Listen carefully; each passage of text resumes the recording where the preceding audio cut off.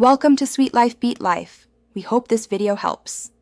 In this video, I will explain how to make vegetable broth for ramen. First, let's gather our essential ingredients.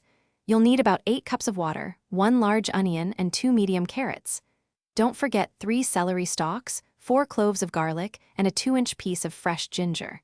For that rich umami flavor, grab about 1 cup of dried shiitake mushrooms.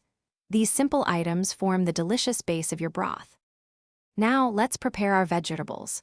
Roughly chop the onion, carrots, celery, and ginger into 1-inch to 2-inch pieces.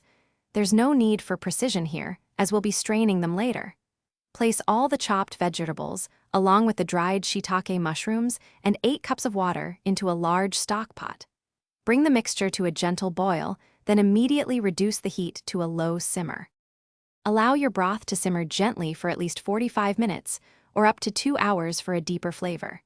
The longer it simmers, the more robust the taste will be. Towards the end of the simmering time, stir in 1 tablespoon of soy sauce and 1 teaspoon of sesame oil to enhance the flavor profile. Once done, carefully strain the broth through a fine mesh sieve, discarding all the cooked vegetables and mushrooms. Once strained, let your delicious vegetable broth cool completely before transferring it to airtight containers. You can refrigerate this fresh broth for up to 5 days, making it perfect for meal prep throughout the week. For longer storage, freeze it for up to 3 months in freezer-safe bags or containers. This ensures you always have homemade ramen broth ready to go.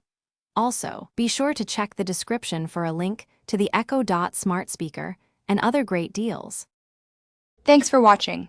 Consider subscribing if we helped you.